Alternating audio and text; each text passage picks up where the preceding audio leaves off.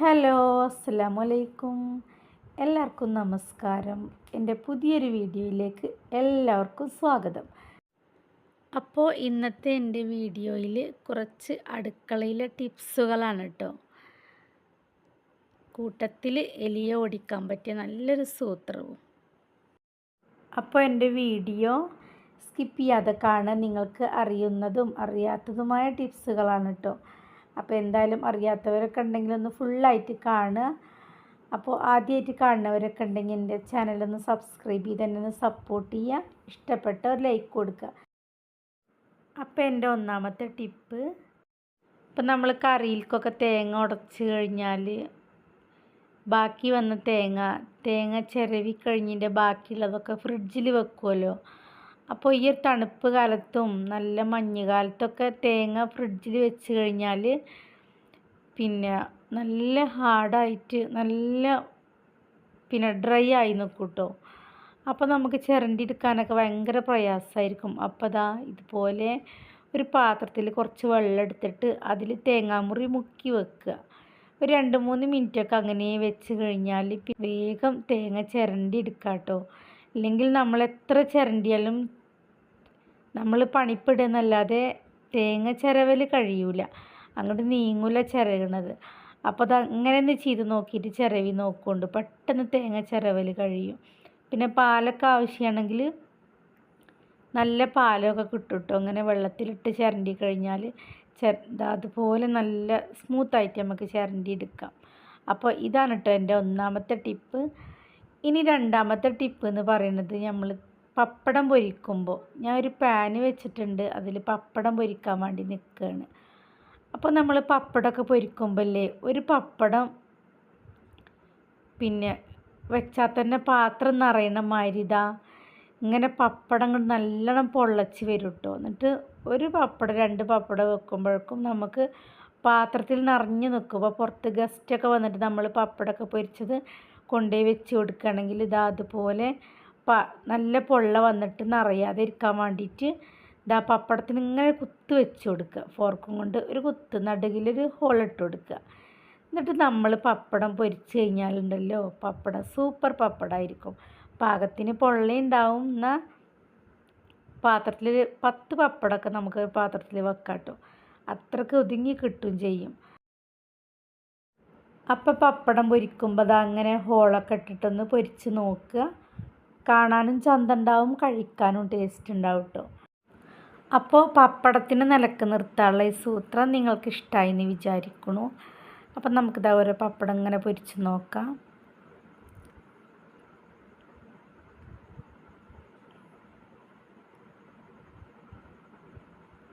അപ്പം നമ്മൾ ആദ്യം പൊരിച്ച പപ്പടമാണ് ഇട്ടത്, നല്ല പൊള്ള വന്നിട്ട് പിന്നെ പൊരിച്ചെടുത്ത പപ്പടങ്ങളാണ് ഇതൊക്കെ. നോക്കിയൊക്കെ പാകത്തിന് പൊള്ളമുണ്ട്, എന്നാൽ കാണാൻ നല്ല ചന്തമുണ്ട് പാത്രത്തിൽ.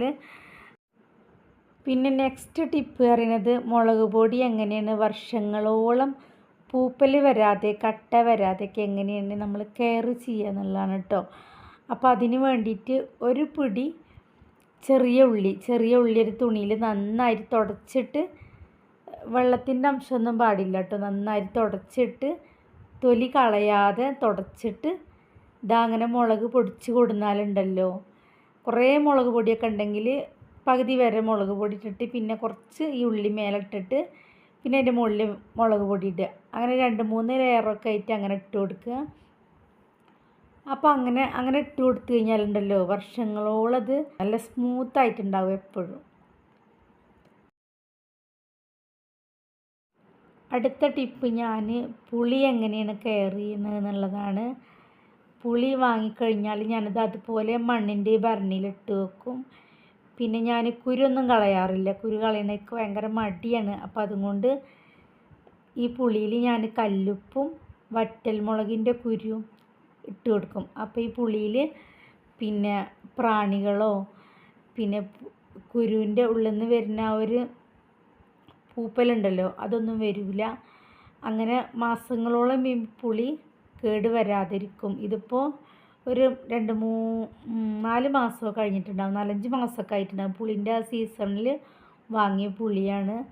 അപ്പോൾ ഇതുവരെ കേടൊന്നുമില്ലാത്തതുപോലെ പുളിയിൽ വറ്റൽമുളകിൻ്റെ കുരു കല്ലുപ്പ് ഇട്ടുകൊണ്ട് അങ്ങനെ കുറേ നാൾ കേടില്ലാതെ അങ്ങനെ ഇരിക്കും. അപ്പോൾ പുളി ഞാനിങ്ങനെയാണ് കെയർ ചെയ്യുന്നത്. അതിച്ചിട്ട് ആരും പുളിൻ്റെ കുരുവൊന്നും കളയാണ്ടിരിക്കണ്ട. കുരു കളഞ്ഞിട്ട് ഇടുന്നവരുണ്ടെങ്കിൽ അങ്ങനെ തന്നെ ഇട്ടളിന്, അതാണ് ഏറ്റവും നല്ലത്. ഇക്കതിന് മടിയാവുകൊണ്ടാണ് ഞാൻ ചെയ്യാത്തത്. അപ്പോൾ ഇതാണ് എൻ്റെ പുളി കെയർ ചെയ്യുന്ന ടിപ്പ്. അടുത്ത് നമ്മൾ വീട്ടിലിപ്പോൾ ചക്കൻ്റെയൊക്കെ സീസണാണല്ലോ. അപ്പോൾ ചക്കയൊക്കെ നുറുക്കിയാൽ നിറയെ വളഞ്ഞിരിക്കും കത്തിയിൽ. പണ്ടത്തെ പോലെ ഇപ്പോൾ മണ്ണെണ്ണ പിന്നെ വീട്ടിലില്ലേനും മണ്ണെണ്ണയൊന്നും ആരും പുരട്ടില്ല. കാരണം കയ്യമ്മ കാണുന്നത് ആർക്കും അധികം ഇഷ്ടമുണ്ടാവില്ല. അപ്പോൾ ആ വളഞ്ഞ് കളയാൻ വേണ്ടിയിട്ട് നമ്മൾ ഗ്യാസ് അടുപ്പ് കത്തിച്ച് കൊടുക്കുക. അതിൻ്റെ മുകളിൽ കത്തി കാണിച്ചു കൊടുക്കുക. രണ്ട് പുറം കുറച്ച് നേരം കാണിച്ചു കൊടുത്തിട്ട് പഴയ തുണിയില്ലേ, പഴയ തുണി എന്തെങ്കിലും വെച്ചങ്ങാണ്ട് നന്നായിട്ട് പെട്ടെന്ന് തുടച്ചെടുക്കുക. കൈ പൊള്ളാതെ നോക്കുക.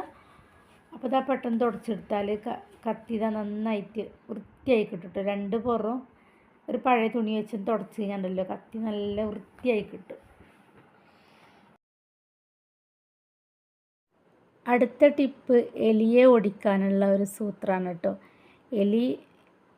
ഈ ഒരു ടിപ്പ് ഉപയോഗിച്ച് കഴിഞ്ഞാൽ പിന്നെ എലി ആ ഭാഗത്തേക്ക് പിന്നെ ഒരിക്കലും വരില്ല. നമുക്ക് അനുഭവമുള്ളതാണ് കേട്ടോ. അപ്പോൾ അതിന് വേണ്ടി ഞാൻ തലമുടി കുറച്ചുകൂടെ കട്ട് ചെയ്തിട്ടുണ്ടായിരുന്നു. അപ്പോൾ അതെടുത്തിട്ട് വെച്ചിട്ടുണ്ട്. അതൊന്ന് കുറച്ചിട്ടോ, ഇത്രയും മതി, കുറച്ച് മതിയാവും. അപ്പോൾ അതിന് വേണ്ടിയിട്ട് ഞാനൊരു ചട്ടി എടുത്തിട്ടുണ്ട്. ചട്ടിയിൽ നമുക്ക് കനലെടുക്കണം, തീക്കനൽ വേണം എടുക്കണമെങ്കിൽ. അപ്പോൾ നല്ല കത്തി നിൽക്കണ നല്ല തീക്കനൽ കിട്ടിയിട്ടുണ്ട് കേട്ടോ. അപ്പോൾ അത് ആ ചട്ടിയിലെടുത്തിട്ടുണ്ട്. ഇനി നമുക്കിത് ഈ കനലിലേക്ക് നമ്മൾ നേരത്തെ എടുത്ത് വെച്ചില്ലേ കുറച്ച് മുടി, ആ മുടി ഒന്ന് അങ്ങോട്ട് ഇട്ട് കൊടുക്കണം. ആ മുടി ഇടുമ്പോൾ അല്ലേ ഒന്നങ്ങോട്ട് ഇപ്പോൾ കൂടി നിൽക്കല്ലേ മുടി, അപ്പോൾ അതൊന്നങ്ങോട്ട് പരത്തിയിട്ട് അങ്ങോട്ട് ഇട്ട് കൊടുക്കണം. എന്നിട്ട് അത് ഇട്ടിട്ട് എലി ഏത് ഭാഗത്താണ് വിരൽ വെച്ചാൽ അവിടെ കൊണ്ടുപോയി വെച്ചിട്ടുണ്ടാട്ടെ ഏറ്റവും നല്ലത്. ഇവിടെ ഇപ്പോൾ എലി ശല്യമൊന്നുമില്ല. അപ്പം നമുക്ക് എവിടെയാണ് വരുന്നത്, ഇപ്പോൾ സ്റ്റോർ റൂമിലേ വരുന്ന വെച്ചാൽ നമുക്ക് വരുന്ന സ്ഥലങ്ങൾ അറിയാമല്ലോ, എലി വന്ന് പോണ സ്ഥലങ്ങൾ ഏകദേശം അറിയാം. അപ്പോൾ അവിടെയൊക്കെ കൊണ്ടുപോയിട്ട് അങ്ങനെ വെച്ചിട്ട് ആ പുക തട്ടിക്കഴിഞ്ഞാണ്ടല്ലോ എലിക്ക് ഈ സ്മെല്ല് തീരെ പറ്റില്ല. അപ്പോൾ ഈ പുക തട്ടിക്കഴിഞ്ഞാൽ പിന്നെ എലി ആ ഭാഗത്തേക്ക് പിന്നെ ഒരിക്കലും വരില്ല. എനിക്ക് അനുഭവമുള്ളതാണ്, അതുകൊണ്ടാണ് ഞാനിത് ഷെയർ ചെയ്തത്. അപ്പോൾ നിങ്ങളും എലി ശല്യമുള്ളവരൊക്കെ ഉണ്ടെങ്കിൽ ഒന്നിങ്ങനെ പരീക്ഷിച്ച് നോക്കുക. റിസൾട്ട് കിട്ടുകയാണെങ്കിൽ എന്തായാലും കമൻറ്റിലൂടെ പറയുക. അപ്പോൾ ഇത് രാത്രി സമയത്ത് എല്ലാവരും ഉറങ്ങിയതിന് ശേഷം ഇത് ചെയ്ത് നോക്കിയാൽ മതി. എന്നിട്ട് വാതിലൊക്കെ അടച്ച് പോന്നാൽ മതി. പിന്നെ മുടി കത്തിച്ച സ്മെല്ല്, മുടി പുകഞ്ഞ സ്മെല്ല് പുറത്തേക്കൊന്നും വരില്ല. അപ്പോൾ അധികം ആർക്കും ഇഷ്ടമുണ്ടാവില്ലേ മുടി കത്തിയ മണമൊന്നും.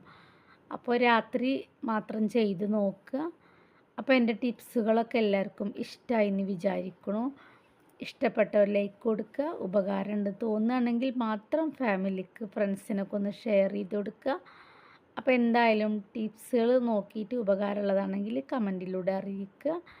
അപ്പോൾ എന്തായാലും നെക്സ്റ്റ് പുതിയൊരു വീഡിയോ ആയിട്ട് വരുമ്പോഴേക്കും എല്ലാവരോടും അസ്സലാമു അലൈക്കും. Thank you for watching.